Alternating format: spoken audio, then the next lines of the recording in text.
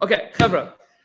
The goal of this year is multiple. First and foremost, the goal of this year is to be convey time to learn in real ways, and to cover ground in a meaningful way, in a way that everybody gets an opportunity to ask the questions that you've all been wondering, and challenging ideas as we challenge them.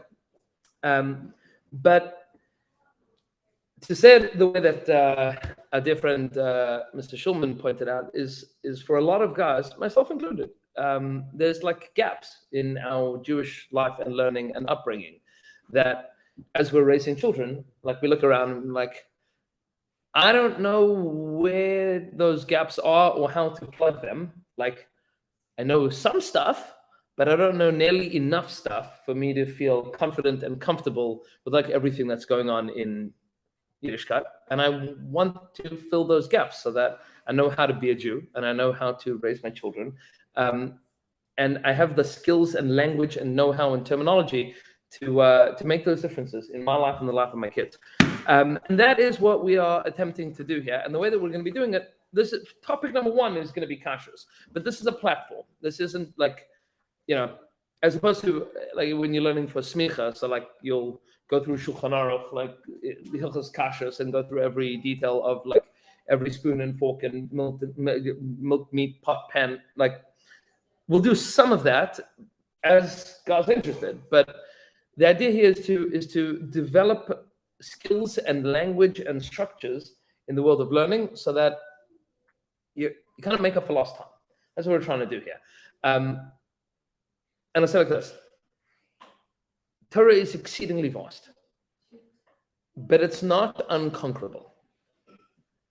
And to the Chevra around this table, I want you to know that in a few years' time, you're going to look back at tonight and you're going to say, wow, I have learned, there we go. I've learned way more than I ever thought I would ever be able to learn. And I have more skills than I ever thought I would be able to have. And it's doable. Like, Torah is not an unconquerable thing. And rabbinic terminology is not an unconquerable language. And all of you are smart enough to be able to do this. And that's what we're doing here. We're taking the time to do these things in real and meaningful ways. And we're going to start in the world of halacha, and we're going to start in the world of kashrus. And we'll start with a little bit of an introduction. If you take a look on page number 2 here, it's always worth framing things in the world of ideas, and specifically in the world of Chassidus, because that speaks to a lot of our neshamas. So we're going to share a little piece of Torah from the world of Likutei Eitzos of Reb Nachman Breslov. Reb Nachman says as follows. It says, Al Yidei Limud Poskim, through learning Poskim, that's halacha, the learning of halacha. Shulchan Aruch, Kitzur Shulchan Aruch, Chai Adam, the books of Jewish law. When was he? Yeah, so Reb Nachman, we're talking 250 years ago. Reb Nachman was the great-grandson of the Baal Shem Tov, and the founder of Breslov Chassidus. So Reb Nachman says, Al Yidei Limud Poskim, through learning halacha, Al Yidei Zeh, through this, Mafrishin Mavarim Hatov Mehara. What we are doing effectively is separating good from evil.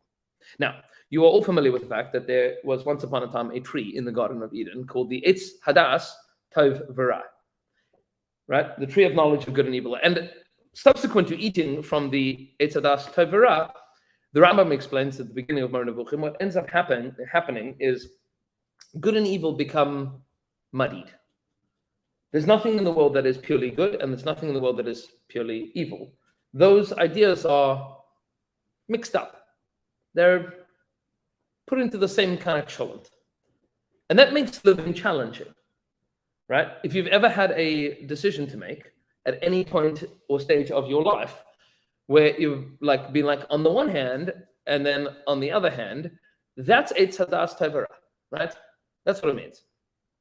And separating, splicing between that is very challenging, because making that surgical cut between that which is good and that which is not is very tough, right? Like your kid comes home from school and they had a fight with their friend because their friend, I don't know, took their lunch. And like, You want your child to be a mensch, but you also want your child not to be a bully, but you also want them not to be a victim. So like, what do you say to your kid? Like, how do you translate that complexity to a 6-year-old? Like, that's hard. Like, what are you supposed to do? These things are hard things. That's the world of Eitz Hadas, Tavra. Everything is like complicated, right? You deserve a raise because you've been working really hard, but you also like know that there's areas of your life and job that you could be doing better. So you want to have a conversation with your boss, but you don't know how to like do it in a way that you're not being a jerk, but you're also like standing up for yourself. Like, that's challenging. Or you want to give tzedakah, you've got money that you want to give to tzedakah, and you want to do it in such a way that inspires other people to give tzedakah, but you don't want to seem like you're like bragging. So how do you do that? So like all of these things, it's like Eitz Hadas Tov V'Ra. Everything is complicated. Everything is like enmeshed. Everything is a challenge. Says Rav Nachman, thing number one to learn is that when you learn halacha, what you are learning ultimately, this is the broad skill of learning halacha, is learning how to make surgical cuts between tov and ra. We're splicing. We're taking the complexity of the world and we're splitting it up. So the Megdarshim Mevadnim Hara Mikol Dalad Yesodis, and what we're doing is separating out the good from the bad in all of the Dalad Yesodis, the 4 foundational aspects of our personalities and of the world. I'm not going to get into those details now. That'll be for another day. So Shazeh Ikar Tikkun Adam, that is how we fix ourselves. That's what we're doing. Now, if you look at the bottom of the page, look at Halachos. Look at Halachos was written by Nosson Breslova, that's the Talmud of Nachman. He writes this in Arach in Hilchos Sukkah. And I share this with you because it's worth having this broad perspective before we begin learning halacha inside. Because this is very different from like halacha that I learn with my Talmidim in 9th and 10th and 11th and 12th grade. When you're talking to a group of people that work for a living, it's worth understanding what halacha does in terms of parnasa, what it means in terms of working for a living. Rav Nosson says something astounding and devastating and very profound. We'll just take a look at the bolded part that's in like the bluish lettering here, just for a couple of moments. He says, "V'zeh ikar kishu v'kvedus haparnasa, shenimshach me'mechinas be'itzvan teichalena." Making the living is hard. Paying the bills is hard. Earning enough money to support the family is hard. All of this is challenging because HaKadosh Baruch Hu said after eating from the Eitz Hadas V'Ra, be'itzvan teichalena, it's going to be challenging to eat. It's going to be hard to like make enough money to eat food. That's part of the curse of humanity after the Eitz Hadas V'Ra, is the world is a cholent of good and evil. And as a result of that, it's hard to make a living. You might be intuiting where we're going here already, right? If learning halacha separates tov from ra, and the challenge of making a parnasa is that the world is tov and ra at the same time, so learning halacha is going to be very helpful to making a living. How? He says as follows. He says, the challenge in making a living is a lack of good advice. What do you mean lack of good advice? He says, you can't give yourself good advice. You can't figure it out. You don't have like a good idea. Benafshe, ourselves, in business, how to engage. He says, we don't know how we're going to get rich. We don't know. I mean, you want to get rich? How are you going to get rich? He says, this is. You understand how profound this is, like 220 years ago. He says, without doubt, in every place, at every time, there is something that you could do that you could make a lot of money. A lot of money. That's possible always, in every place, in every time. He says, Ki ein lecha davar she'ein lo makom. Everything has a place. Ki lechol davar schari yesh eis umakom. Rak she'ein adi medeh beis schari yetzlech ata. Everything has a time and a place. You just don't know what it is to invest in now. He says, in Beshava, he gives examples. He says, maybe I should invest in wax. In Bechitin, maybe I should invest in wheat, or whatever else.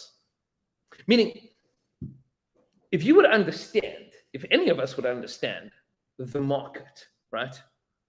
Be able to look at the world and see like the trends of, right? Anybody that could have seen the way that the world was spinning 15 years ago and bought Bitcoin at like, 0.003 cents would be a multi-gazillionaire right now. What's the problem? Is that we don't know which thing to buy. If you know what to buy, you'd be a bazillionaire. No problem. And he says more than that. He says, "Ve'al ken ikar hatzlachas hamasa ve'hamatan hu kshezeiche le'etz shleim le'idar ma'al eschor liknas u'limka bizmana u'mishata u'mukam b'makam she'aviach." The whole chachma of making money is knowing what to buy and what to sell and when. He says, and then you can make a ton of money without doing any work. Right? That's what everybody's trying to do. Trying to make a ton of money without having to do a lot of work. So the Ribbon Shalom gives you the ability to do this. Let's explain very simply. The world is a cholent of good and evil.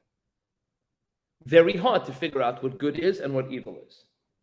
Very hard to splice between that which is positive and that which is negative. Learning halacha is the training camp for separating between good and evil. Why? Because anytime you open up a Shulchan Aruch, anytime you open up a Sefer HaHalacha, anytime that you open up any book of Jewish law, and you want to know, is this kosher or is it treif? So there is a question that exists. That's a suffix. That's a doubt. Is it kosher? Is it treif? So how do we solve that question? No? How do you solve the question? Is it kosher? Is it treif? By reading the halacha. Learning the halacha, right? And how does the halacha solve it? Because they've already figured it out a long time ago from the Masorah from. So first and foremost, there's emunas chachamim, right? We have a tradition. Second. You're essentially asking someone else. You're asking for someone else who has that past knowledge. Right. So one is Masorah, right? Emunas chachamim, knowing that the chachamim we have a Masorah and how to splice the world. But sometimes you'll have questions that the chachamim didn't quite address that specific question. So how do we figure it out? Right. We have to extrapolate. Application of principles. By understanding the system, you can look at a new situation and then say, okay, how does Hashem want me to look at the situation? And the more that we train ourselves to do that, the more that we are looking at the world and saying, okay, this is complex, but I have a tool set of how to extrapolate. I've got a base of knowledge, I have a tradition, and I have tools that I can splice between things. I can say, this is kosher and this is treif.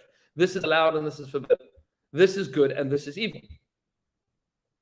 And the more that we start to train our minds and our eyes to look at the world through that prism, the more we look at the situation, we say, okay, this guy standing up on TV and saying this about whatever, this part of what he says is good. This part about what he says is not good.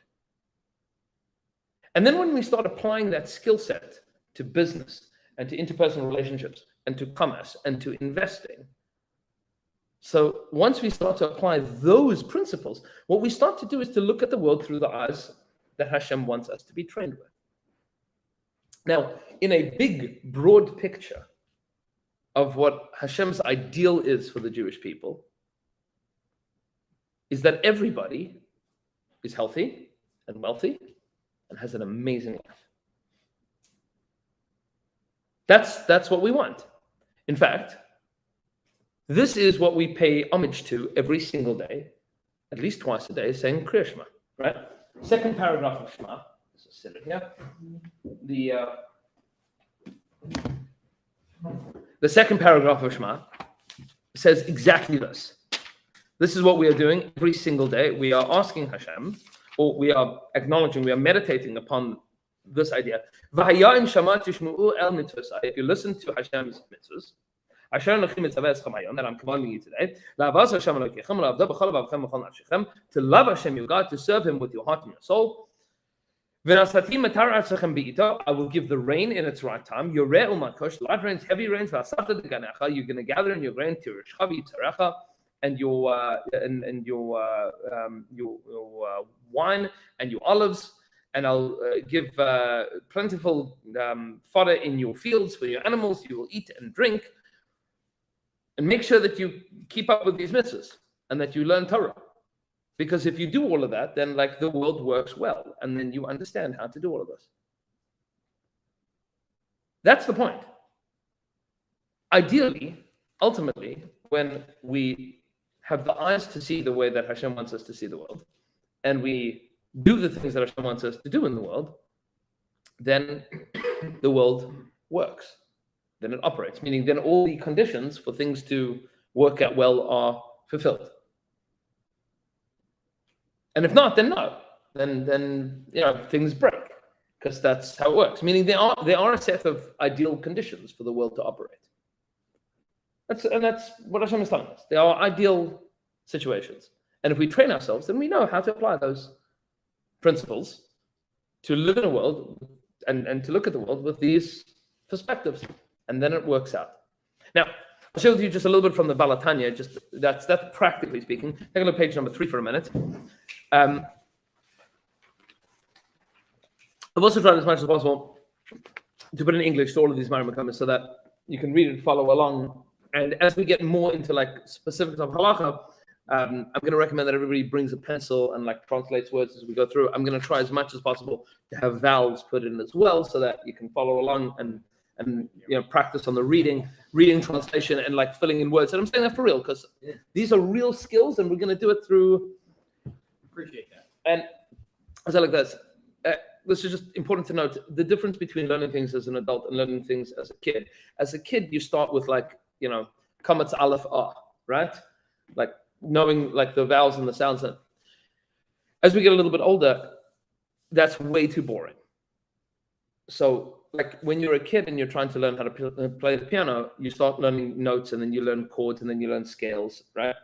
But as an adult, the best way to learn music is to like learn a couple of things and then just pick a song and then figure out how to play that song. And by learning the song, you learn principles. You do it the other way around. It works better. That's how we're going to be doing this. So what? Works for me. Right. I mean, that's the way to do it. Meaning, there's two ways of learning. There's one from katnus, from smallness to gadlus to greatness. That works well if you are young and you are getting older.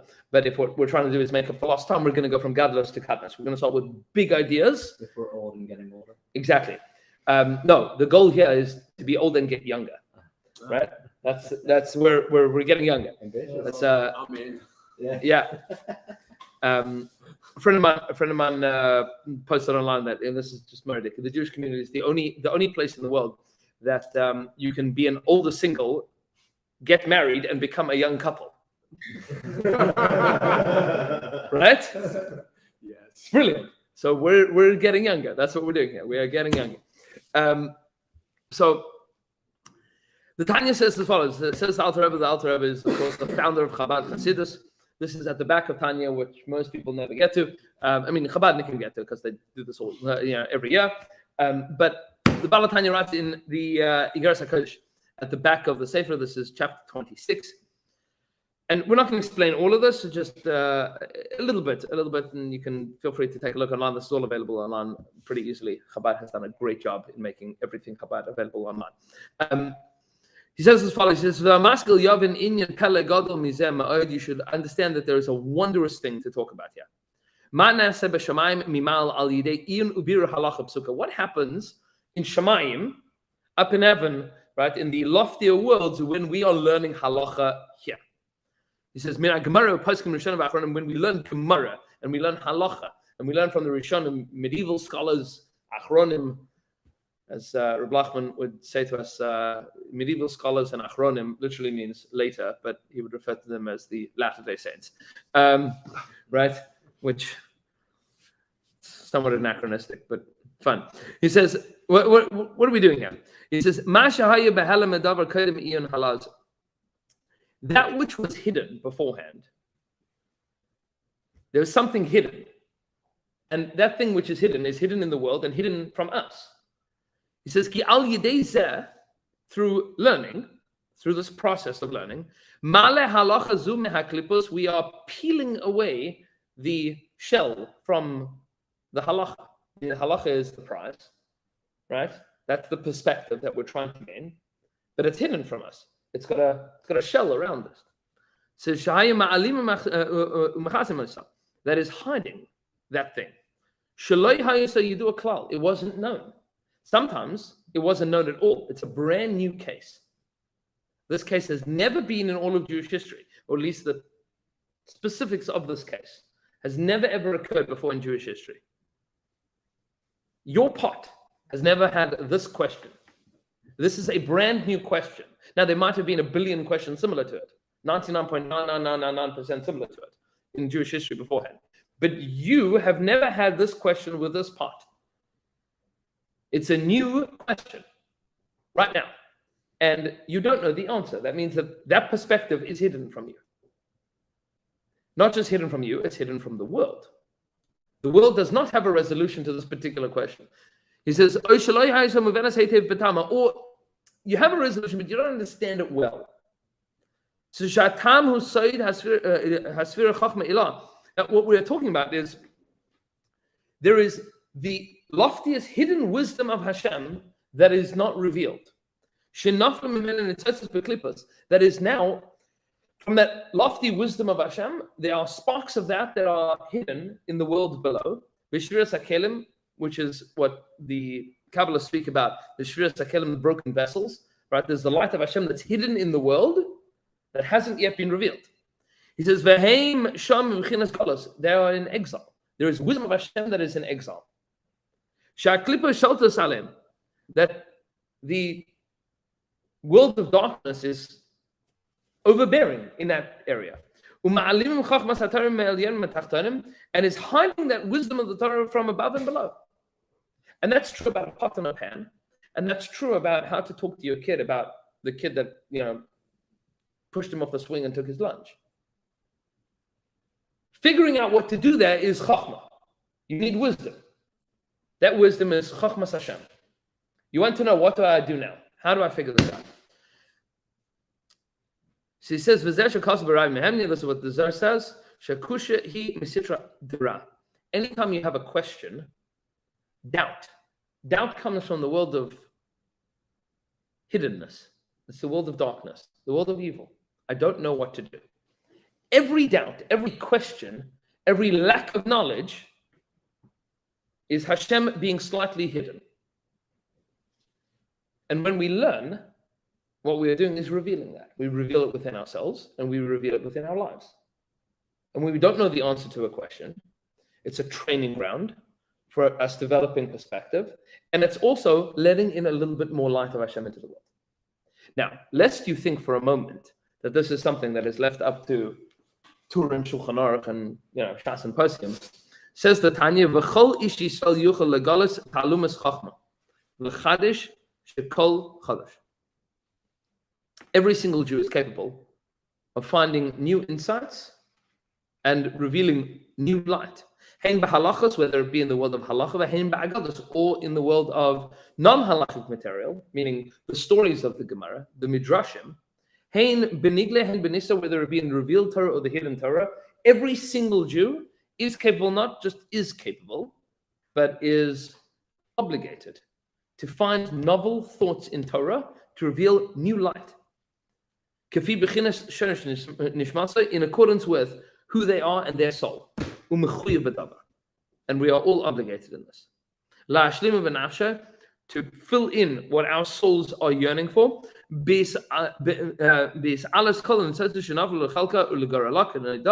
To reveal all of the sparks that were hidden for us to reveal. says, "V'chol divrei Torah dvar halacha," and every single part of Torah, especially in halacha, he nitzos me'ashchina, is a spark of Hashem's presence. Shehi dvar Hashem, which is the word of Hashem, like the Gemara says, dvar Hashem zu halacha. Hashem is revealed in the world of halacha, which means every single question that you want to know about a pot or a pan or a knife or a fork or a spoon, or what do I do about putting something back on the stove on Erev Shabbos? Every single time that you are investigating that question, that you're asking that question, that you're resolving that question, you are training yourself to look at the world through the eyes of Hashem, through that prism. And what we are also doing, Chavra, is we are revealing that thing that Hashem has left for us to reveal in the world. Now, I'll tell you a little story, just because it's worth. We've said a lot of Hasidic stuff here. I'll tell you something from the Vilna Gaon, which is devastating and amazing. This is brought down in the footnotes of the Evan Shlema, which was the Vilna Gaon's sefer that was written by his students, collecting from all of his writings in the world of like Musar and practical life advice. Rucham Volozhiner says about the Vilna Gaon that he was once walking with the Vilna Gaon, and they were walking somewhere on Shabbos through Vilna, and they saw a Jew coming out of like a pub smoking a cigarette on Shabbos. And the Vilna Gaon, who do you expect? He was like, ah. He looked at Rucham Volozhiner and said, one day that Jew is going to have to answer why he did not reveal the deepest secrets of Kabbalah, because that's what he's capable of. Meaning, he's smoking on Shabbos outside of a pub on a Friday night. But his job in the world is to reveal the deepest secrets of Kabbalah. He's capable of that. Now, we don't know what we're capable of, what we're supposed to be revealing in the world, but what we need to know, first and foremost, is that whenever a question arises in any of our lives, that is Hashem saying, you need to figure this out. That this shaila is there for you to find Hashem in your life. Now, my wife laughs at me a little bit from time to time, sometimes a little facetiously, and for good reason.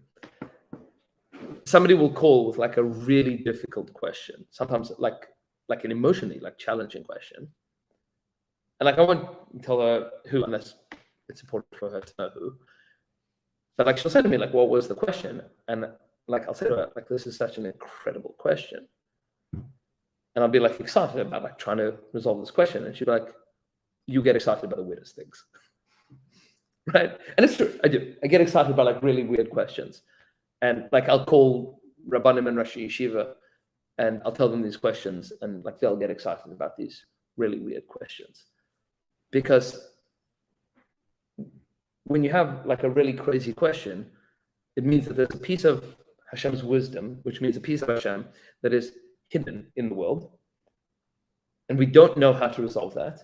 So now we're going to like plumb the depth of halakha and try to figure that out. And that's cool. Right? Mm-hmm. Like, and that's a cool thing. And sometimes those questions are like tragic and really complicated. And then you speak to poskim, you speak to chachamim that have been training themselves and that have these eyes that have been looking at the world of Torah and halacha for like years and years and years and years. And they say like, this is how you navigate that. And then you figure out more skills in navigating the world and finding Hashem in it. That's the 30,000 foot view of what we're doing here. And so I say, it's daunting when you say, how do I read and translate that word? But I want you to know, Chavra, that when you ask the question, how do I read and translate that word? That is also revealing Hashem in the world. Because there's a word of halacha, and I don't know what it means. And when I ask that question and find that answer, I'm revealing Hashem in the world for me, in my world, and in my home, and in my family. And that's big. That's not like a simple thing. When you sit down at a table on a Friday night, whatever, your kids are running around and you say, I'm going to learn a little bit at the table. You open up a sefer and you learn, and your kid sees that. What you are doing is unmasking Hashem in your home and in your life. And that's pretty awesome. And that brings HaKadosh Baruch Hu into your home. That's what it does. You're peeling back. I mean, there's a question, there's a doubt. What does this mean? Which means that there is a piece of Hashem that is hidden, and then you're going to resolve it and reveal it. And that's training, and that's revelation, and that's Matan Torah right there and then. You're getting the Torah in your home every single time you do this. Which is awesome. So do it.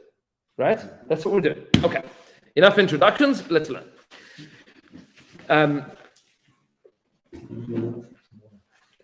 Feel free, grab some water. Our Zez is expired, so you can grab from the fridge or from the. Anybody want some LaCroix? LaCroix? Yes. So Alan, grab do the drinks fridge. Grab. Yeah. No, I can't get over. Just came to the table. Right. Well, you said you wanted a LaCroix. I know, but like, every time to be served. That's it. It's, ask and thou shalt receive. What do we got there? It's actually appropriate. Gewalt. Gewalt. Okay, Cobra. Yeah. Let's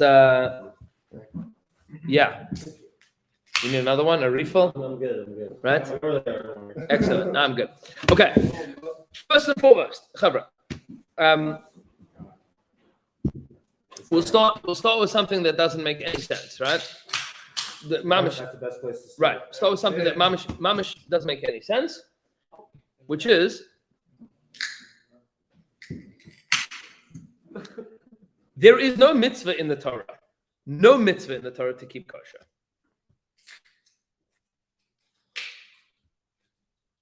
It's all prohibition days. Right. There are 630 mitzvahs in the Torah. 248 of them are positive mitzvahs. 365 are negative mitzvahs.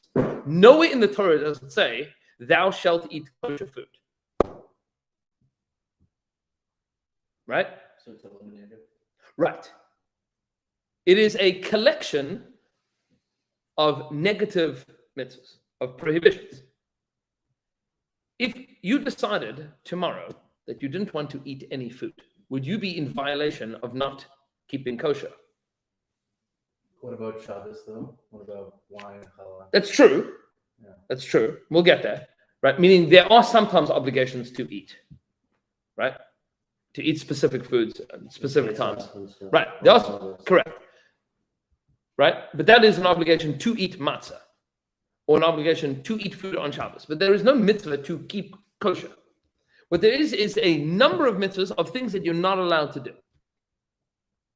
And that's an important rubric to frame things by, to begin with, right? Meaning, the Torah wants you to eat. The Torah doesn't want you to die. You have to eat food in order to not die.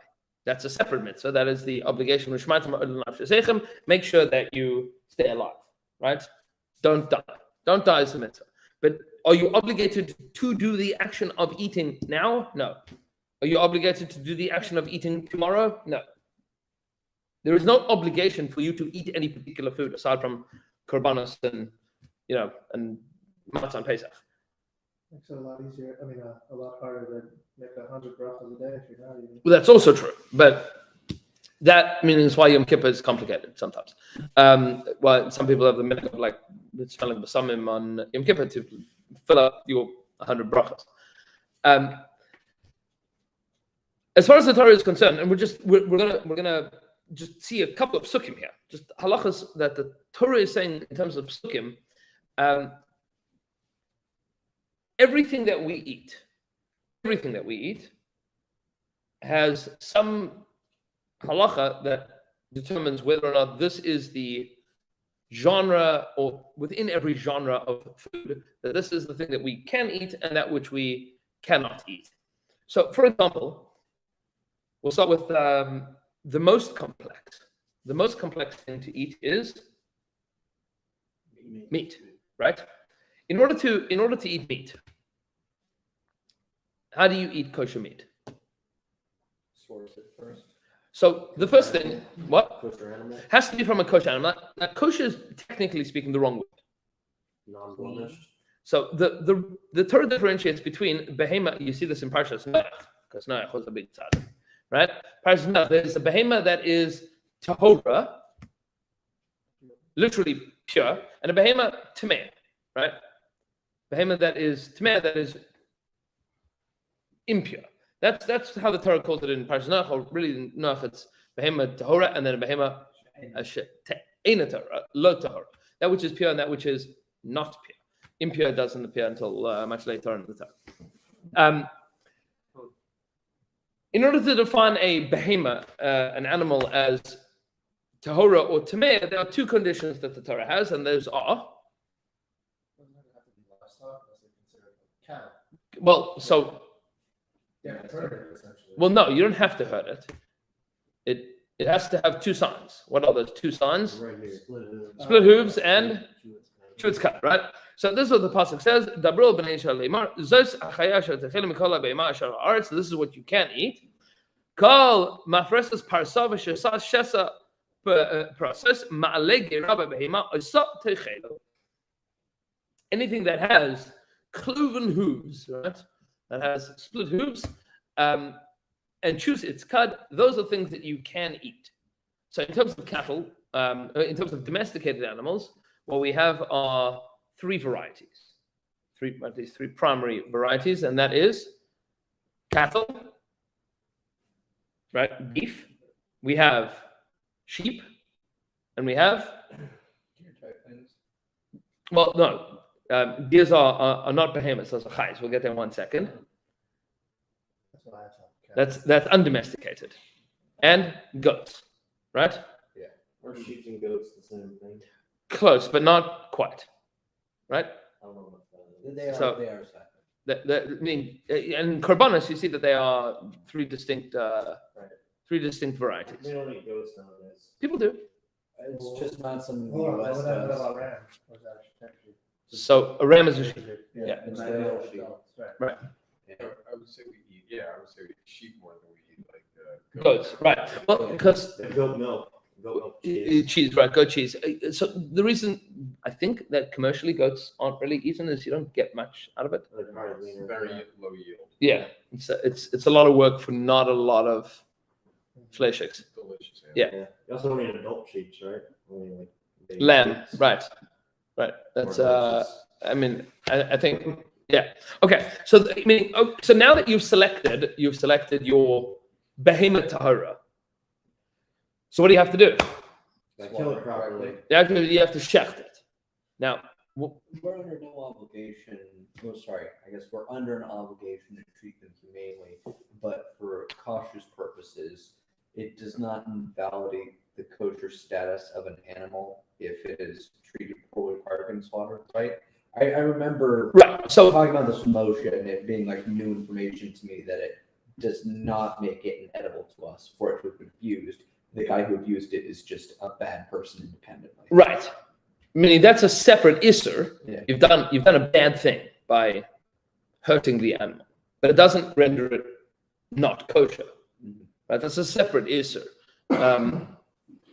Which certain blemishes like make it not kosher. though? oh, so we'll get there in 1 second. Can you use it to that point? Right. So we'll get there in 1 second. Once you've selected your kosher animal, then what you do is you shecht it. In order to shecht it, you need to slaughter it for a behemoth, for an animal. You need to slaughter it by cutting through the majority of both the kane and the veshes. Kane is the windpipe, and the veshes is the esophagus. You need to shecht through roiv shtei simanim, which means the majority of both of those, which means slicing across the neck in one slice, right? In one slice, meaning back and forth without pausing. Now, there's lots of things that you could do to invalidate that, meaning if the knife has a problem with it, or if you paused, or if you didn't slice through the majority of both of the simanim, or if you chopped it rather than sliced it. I mean, there's lots of laws of shechting. But let's say that you shechted the animal perfectly. You selected the right animal, you shechted the animal perfectly. What do you do now? Is it kosher? Can you just eat it? No, what do you have to do? You have to, well, before you get to blood, you have to Check for blemishes. check it for blemishes, check the lungs primarily, right? So, meaning you need to make sure that the animal is not a Unhealthy. treifa. Treifa means it was going to die on its own within 1 year. That's the definition of a treifa. Now, there's lots of things that could render an animal a treifa. The majority of those things are very, very, very, very, very rare, which means that you wouldn't need to check for those things unless you suspected that something was going on. The problems that creep up most often are problems within the lungs, and that's what we call in halacha a miut hamatzoi. It's a miut, it's a minority, but it's matzoi. It is relatively common. It is a common minority. So, depending on what species and on what farms and in what countries, sometimes 10%, 15% of animals that are shechted are not. And we'll get to the opposite of this in a second, but I mean, they are treifos. What's the opposite of treif? Not treif. What's the opposite of treif? Kosher. Kosher. And I want to just differentiate between 3 definitions. You have a behemoth that is tahora and a behemoth that is tamea. Behemoth that's tahora means it has split hooves and chews its cud. That's tahara. Behemoth tahara. Chews its cud, has split hooves, cow, sheep, goat. Tamea means pig, camel. Why is a camel not? Are the hooves not sufficiently? Oh, it doesn't chew its cud. It doesn't have Yeah. Well, I mean, its hooves. It's got toes. Right. Ow. Sorry, it does chew its cud. It doesn't have split hooves. They're always Yeah. chewing and spitting. So Yes. I knew that. So there are three animals that the Torah says chew their cud, but don't have split hooves, and the pig which does have split hooves but doesn't chew its cud. Yeah. Right. The camel, the hare, and the hyrax. Right. That's It's a hyrax. it's a great question. It's made of an animal. It's an interesting question. Right? Yeah. Right. Yeah. So Doesn't it look like an Evax? yeah, I'll show you. Yeah, what's Was I one of those spring looking things? I know when you go like just some of the big zoos, they have like a million variations on the gazelle. that's It's a gopher. That's a higher? Oh, that's a higher. apparently yeah. Right. Yeah, something like that. Literal definition of trade. So let's look We'll get there. specific and literal definitions. Also, where does the word come from? As in, because there's no chair. So it's Webster. No, I'll tell you in a second. So it's tes resh pei. Treif. Literally, treif means torn up. Like the pasuk says about Yosef, tarof torav Yosef. Right, he was torn up. It means gonna die. Treif means something that's gonna die. It's torn up. So you have a behemoth that's tahora and a behemoth that is tameh. So a pig is in tray. What? It's just a pig is in tray. It's just Sunday. Right. So if somebody would say, I mean, you could have a treif pig. You could have, It's not kosher. but you could have a treif pig, but right, but bacon is tameh. It's not treif, meaning it is the treif status. Right. That's not in. We didn't get there. No, it is impure. Right. I thought impure was Right. It's not What you're kosher. saying It's is not that kosher. to get to the level of kosher, first of all, the animal has to be tahor. Correct. If it's not tahor, it doesn't even. It's not even a conversation. You haven't bought a ticket. Right. Right. There are 3 gauntlets that need to be right. You have to get through 3 rungs here. Is the animal, first and foremost, is it an animal that is tahora? Check. It's a cow, tahora. Good. Excellent. Now you have to make sure that it is a shchuta, that it was shechted. What's the opposite of a shchuta? Shot. Right. Shot. Meaning killed in any other way. Okay. Right. The halachic terminology for that is nevela. Nevela means it died in any other way than shechting. Why the day? Nevela means dead. Oh, nevela. Nevela, right? It's dead in some other way. What if the animal suffers a wound of some kind and then someone follows that up with shechting? Does that invalidate the process? Or Meaning, if was the animal like going to bleed out? let's say someone shoots the animal and the animal's going to hobble along, and then someone follows up, finishes it off with shechting. I imagine that's invalid. Why? Tell me why. Because it was going to die. In It's going to year. right because it is a It's gonna treifa. bleed to death. It's already meaning you can shechter, but it's a treifa, right? Okay. Meaning once you shechted it, you look at it and you're like, well, this is a treifa, What if a cow broke its leg? right? It's not going to die. Yes, It just can't walk. right. So it's not going to die within a year. It's not a treifa. But does that follow through? Like you could still shift Yes. it becomes kosher? Yeah. So, But it so you could can die, You though. probably get fatter. A cow with a broken leg is more likely to die. Right. So they in a are year. right. So they are different, and we can. The Shulchan Aruch lists all of the treifas. What? Yes. Yes. Everyone talking. Oh. What if it lasts 2 years and not a year? So the Or a year and a month. so the Shulchan Aruch, for example, differentiates again. All of these are both masoras and also discussions in the Gemara. Like a wound below the knee, you assume that the animal is going to survive. A wound above the knee, you would assume the animal is not going to survive. Right? So, related to this, Right. two questions. The first, we have a mutual question, which is, what if you tranquilize the animal? Because he has hunted, I dream of hunting. What if you shoot the animal to incapacitate it with some kind of chemical agent, and then you follow up with shechting? Could you get a deer that way while enjoying the joys of hunting? And the second question is, what level of medical care can be assumed or must not be assumed for the animal? Cow breaks its leg. If a cow's in the wild, even though it's a domesticated animal, breaks its leg, it's done. There are no animals that survive a broken leg in the wild. Correct. But if it's under your care, It could survive. it's So gonna survive. so that's a machlokas the Rosh and the Ramban. With any virus and you know how to treat it, like it has an infection. You can give it antibiotics, Yeah, right? yeah, So, antibiotics. right. If you didn't give it antibiotics, it would have died in a month. Right. So that's a machlokas between the Rosh and the Rambam.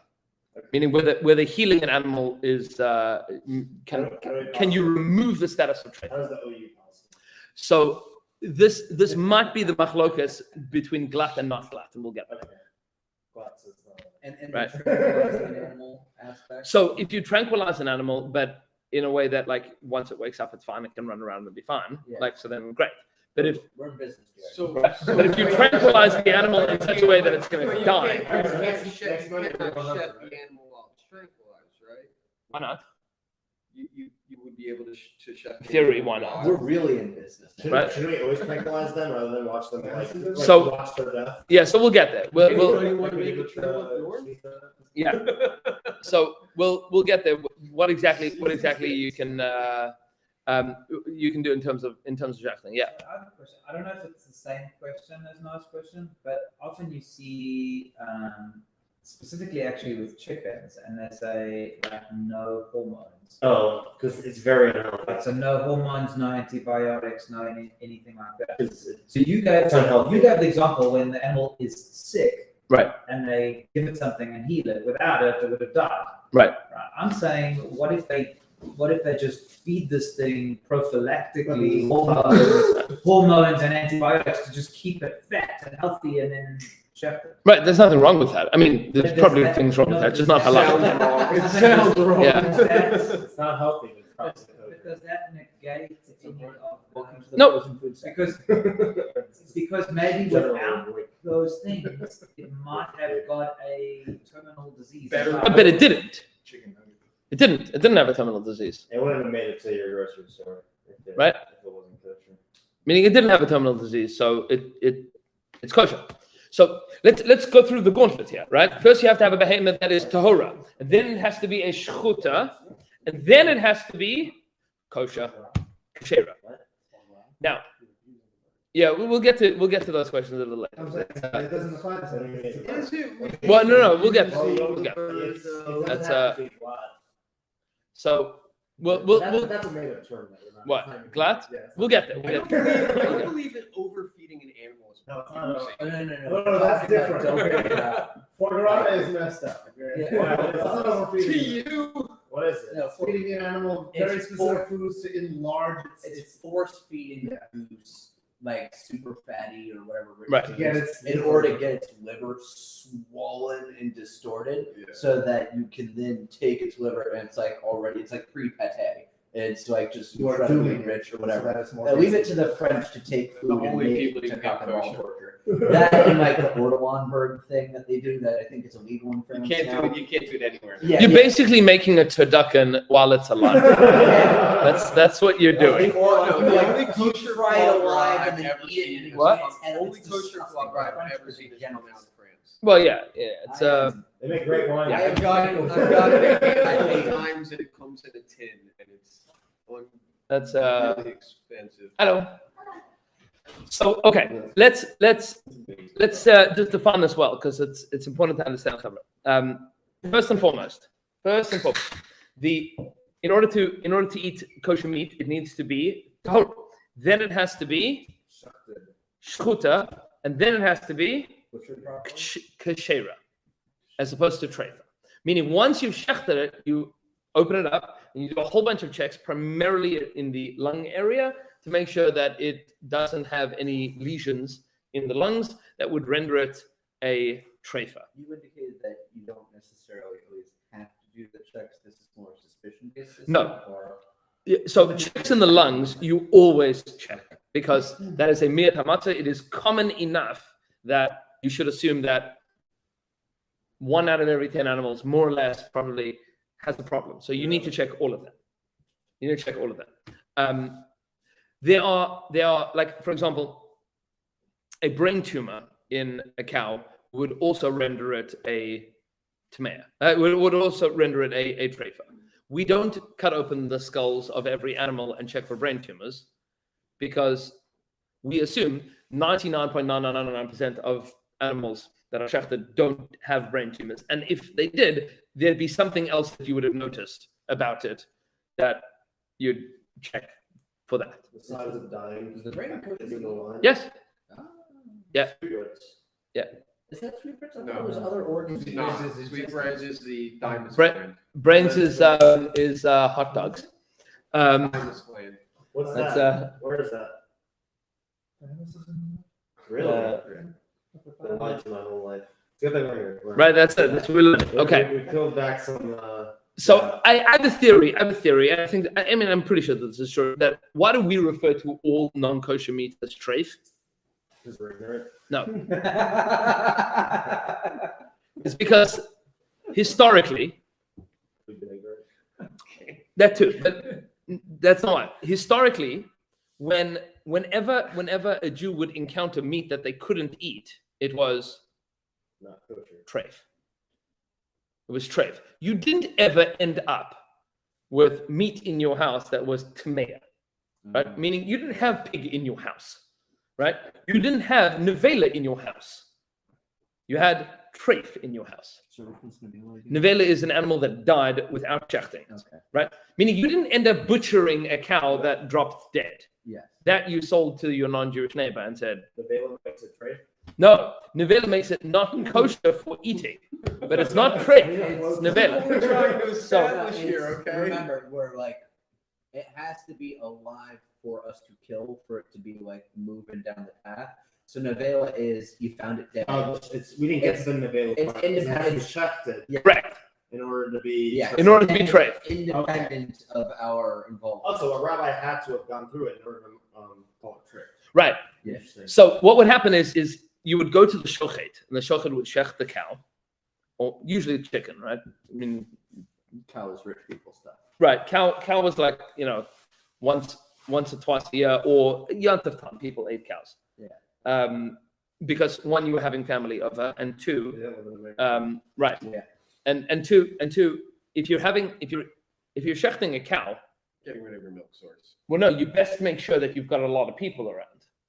Otherwise, you're gonna have to salt it down. Well, yeah, because it's going to waste. Otherwise, like it's going to rot. So you'd have like a lot of people get together and chip in for a cow, right? Chip in to buy a cow, which means if you shech this and it is not kosher, meaning if you shech it, that's a lot of money, right? Meaning it's also the non-Jew. So you- If you're in the shtetl, where are you going to market? You know, You can sell to the soldiers that are oppressing you.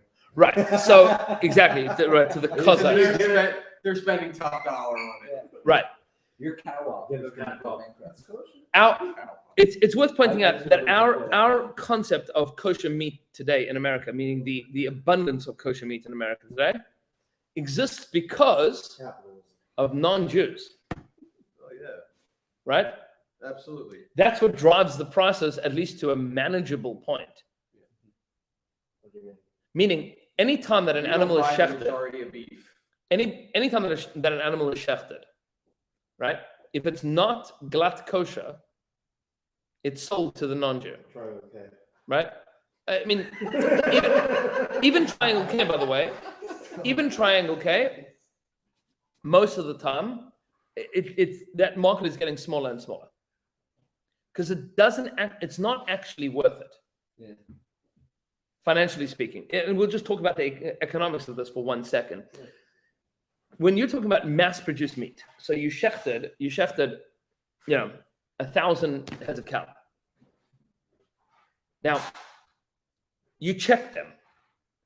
Let's say that you have 60 of them that are not that you check the lungs, and it turns out that they are trephis. Trephis, right? 60 of them you've checked them. You have it's tahora and it's shchuta, and you've shechted it. You've checked the lungs, and they're trephis. That's not a question. They're trephis. So okay, you have a deal with the non-Jewish slaughterhouse that's next to your slaughterhouse. That whatever trephis you sell to them, right? Meaning all that you've done is you've slaughtered an animal that they could have slaughtered. So you just sell them a carcass instead of a cow. It is, for all intents and purposes, exactly the same as everything else that they've slaughtered that day. You basically lose no money. You've lost a couple seconds of labor, but you haven't lost money in terms of the actual product. But let's say that there were 40 animals that you had a question about. They weren't glatt, which means that now you have a shaila to ask. So back in Europe, translation is shiloh. shaila is a question. Just a question. You have a question: is this kosher or not? Right? Meaning, is this animal a treifa or is it kashera? So, if you're talking about in Europe, where 150 years ago, where you don't have a meat industry, you have a cow, and you shechted said cow, and now you want to know: is this cow a treifa or a kashera? So you go to the rabbi of the town, and he sits down with a shulchan aruch and tries to figure out the anatomy of your cow. And he comes to the conclusion it's a kashera. So yay, everybody eats. And if he comes to the conclusion that it is a treifa, then There's a new rabbi next year. well, often. So by the way, often there were big machloksim, right? A rabbi that was too machmir, that was too strict when it came to questions of cows. Didn't last long in those towns. No, it's true. It's true. And the tradition of Rabbanim was to try to find every single leniency that you could, every single leniency that's possible. Right? The job of the rabbi is, and rabbis had it very, very tough because you have to balance. On the one hand, your people want to eat. It's easy to be But it's experienced. kosher. Right. And on the other hand, you want to make sure that they're not eating things that are forbidden. So there is a very tough balancing act, and rabbis had to be exceedingly intellectually honest. Right? Yeah. It's worth understanding, by the way, that the original smicha that was given to like city rabbis was financial insurance.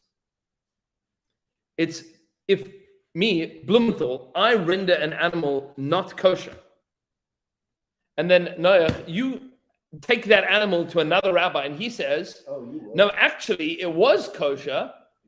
So smicha was rabbinical insurance that you can't sue me for losing money.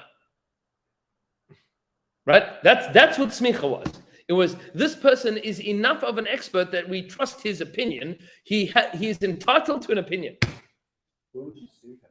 What you take him to Beis Din. Wow. For what? For You just lost the cow. you still sell the salmon on Jews. though. Yeah, but you didn't eat. You didn't get to eat that yantif, right? You ate carrots instead of steak. That's depressing. Yeah. So you robbed the whole family of their simchas yantif, right? Smicha was rabbinical insurance that he is entitled to an opinion such that you can't take him to Beis Din and say he loses his money, right? He owes you a cow. That's what smicha was. It's literally smicha is heter hara. He is allowed to rule on these matters. He's entitled to an opinion. It's a scary business. You don't want to take that responsibility is huge, right? You're entitled to Just like a Jew to take it to another rabbi. I mean, yeah. No, so smicha is heter hara means you can take it to whomever you want. It's just not going to help you. Meaning he could say that that's the rule. Your ruling is the rule. I mean, That's what it. it is. right? The rule is the rule. That's how it rolls. Now, Smicha absolves them of liability. right. It's insurance. It's right. I'm entitled to an opinion, and if you disagree with me, you're welcome to disagree. But you can't say that I have inappropriately caused you to lose money. To take it back to the Triangle K economics. Oh, we'll get there for 1 second. 1 second. We'll explain that in 1 second. That's right, because So let me explain this. This is important to understand. Is that let's say that you have 40 animals out of 1,000 that require a question to be asked to an expert posek, right? To an expert adjudicator of halachic matters. Now, every town used to have a rabbi that ruled these matters, right? Today, that's not the case. I am not an expert in whether the lungs are kosher or not.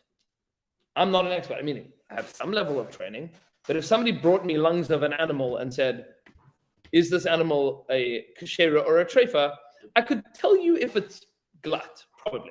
But I could not tell you if I looked at the lungs of an animal that had some lesion that wasn't, glut literally means perfectly smooth, right? If that was a kosher or a treifa, which means that you would need to have an expert posek answering that question. What's the problem?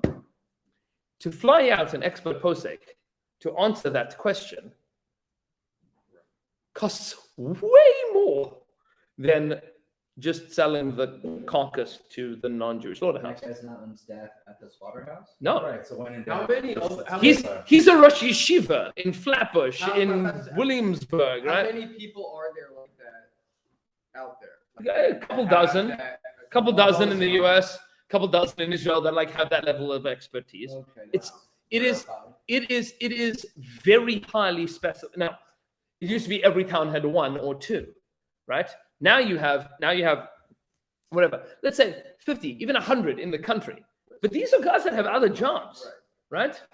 These are guys that are Rosh Yeshiva, that are like answering big questions. That like to fly that guy to Arkansas to answer your question about these 40 heads of cattle, Brazil, right? Or right, Argentina, right, to- South right. Africa, Mexico. it's not economically viable to have kosher meat that's not glut.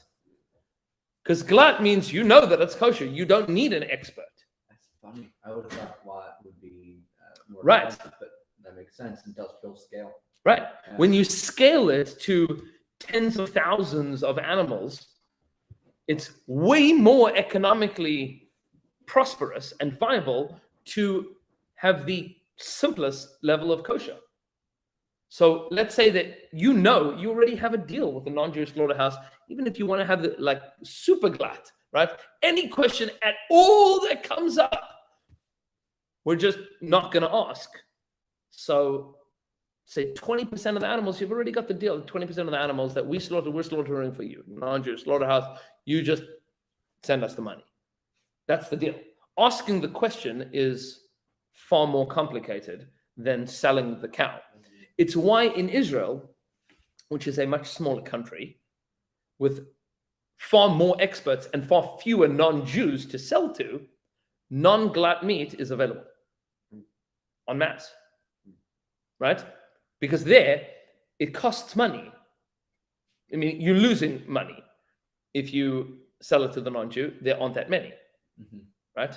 There's less of a demand for non-kosher meat, and there are more experts within shorter distances, So interesting. Very interesting. right? Very interesting. These are the economics of kosher and non-kosher meat.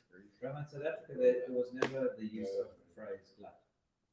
Right, although almost all meat in South Africa was always glad for the same It reasons. was glut, but then it used that word. Right, it was just So it was kosher. kosher, Did right? they all ship it in, or did No, South African meat is all local. So there's So no wait, issue having South non-black Africa meat? does not have to import from So, From a perspective? So Ashkenazim, from a kashrus perspective, Ashkenazim were lenient on that question throughout history, and Sephardim were strict on that question throughout history. Sperm only. Glat, right? Sperm only have halak. That halak is Hebrew for glat. Oh yeah. I thought they fill the lungs with water or something. Same thing, That's how they right? check for glut. Well, so that no, It's so not that's done at the Shkita event. right. So that's how you check for any lesions. Right? If you have a lesion, that's not a glut question. The question is if there are sinews or tissue connecting the large lobes and the small lobes of the lungs of the animal. So then there is a question of whether that was whether that was some kind of disease that healed. Right? That's when you have connective tissue between the lobes of the lungs. If it healed, what's wrong with that? Because maybe it means the animal is sick and therefore will die within a year. So it's a question of everybody agrees that if it is a lesion that is like hard tissue that's between those, that's a problem. The question is, what if it's soft tissue that you can brush away with your hand? So that is not glat. It's not smooth. Sephardim, and there's levels of this, of like, because it's not, you know what I'm saying, like the animals don't learn Shulchan Aruch. Right? They don't have these definitions. Their lungs for sure don't learn Shulchan Aruch. So there are different levels of like how tough and tenuous the strands are connecting what's called the unos and the umos, the small and large lobes of the lungs. But glat meat means that there are no connected pieces of tissue. The whole thing is smooth all the way around.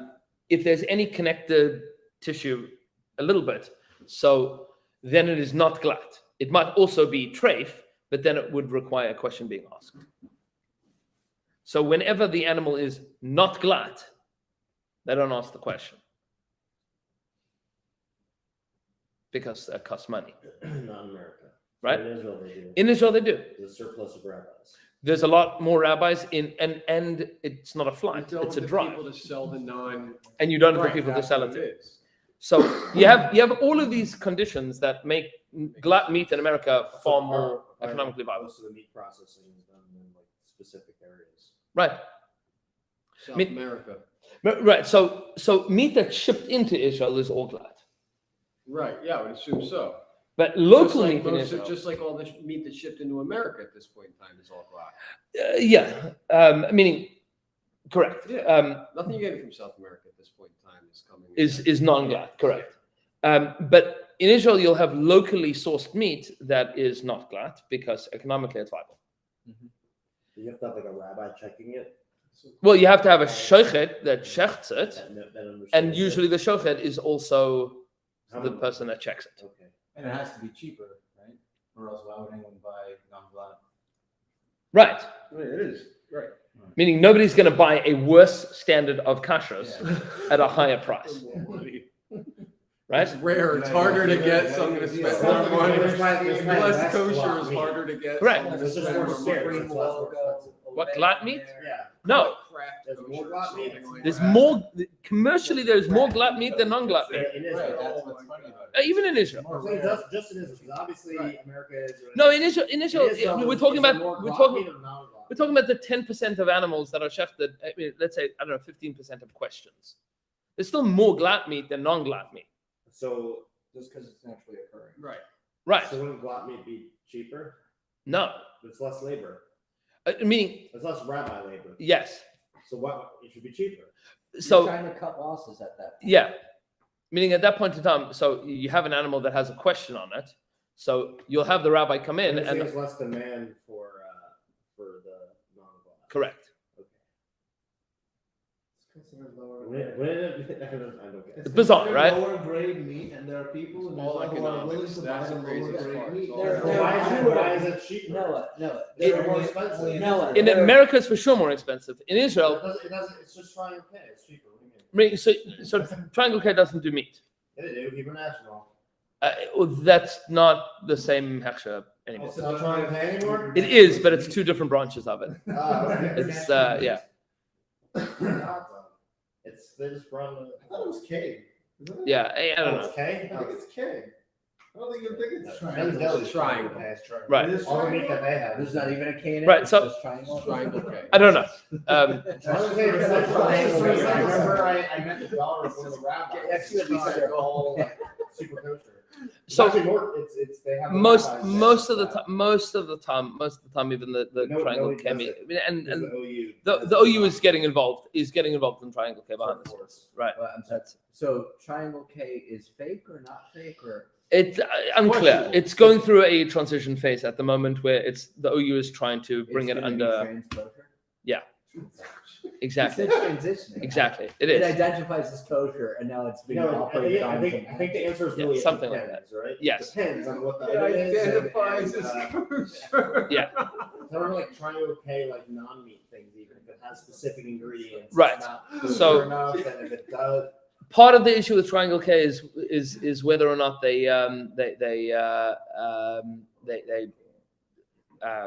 they flash boil the meat before, in order to be USDA certified. They flash boil the animal before butchering it, and that's a problem because of You can cook it before blood. it's butchered. no, it's blood. Meaning, if you pour boiling water over the animal, meaning once Before they've they skinned shaft it, it? no, afterwards. okay, It's just not been processed where they like chop Right. up the cuts. they boil the meat. Meaning they pour boiling water over the carcass of the animal. They'll just like stick it and sniff it Right. like the USDA. Yeah. It's the video. I don't know what you're referring to. It sounds perverse. Okay. That's what the USDA has been doing. They were spreading diseases. Every animal. Every animal has to be checked. Check it out. Check out his USDA. They're not breaking down the animal, or they're not bleeding the animal. What are So they, to the best of my knowledge, they pour boiling water over the carcass of the animal. They skin it, and then they basically douse so it with after boiling it's water. been chefed Yes. properly, Yes. so they're not able to Okay. check The whether it's. slaughterhouses. So they don't check the lungs. Is essentially. No, they do. They'll butcher it afterwards. But if you pour boiling water on a piece of meat Cooking. before you remove the blood, then you are cooking the blood in it. So Okay, we'll get to that's what the okay. Right. Got it. So That's Sorry, USDA what I was certified. trying- that's what I was trying to say. I just want to make a joke. If you're pouring boiling water over it again, does that like nullify it, make it kosher again, like a pot of pain? no, but you're actually asking an interesting question. Can you kasher blood out of meat through boiling? The answer is no, and we'll get to why. Okay, guys. I think we're gonna wrap it up here for now, and we could go for a lot longer. I know, but that's the point of this. Is that Jokes about rabbis. exactly is little by little we're gonna be building up a knowledge base, and we're gonna be developing these ideas, and we're gonna see text inside. Take these with you. If you want, you can bring them back next week, or we'll talk about. I'll put them on the group as well. But keep these with you. I'll put the link up on the group as well for us to be able to keep up with us. And Be'ez Hashem Yisparach, I will see you guys. We're going to try to start on time and keep it to like an hour on Monday nights, 8:30 to 9:30, and then should be Shalom Aleichem. Shkoyach.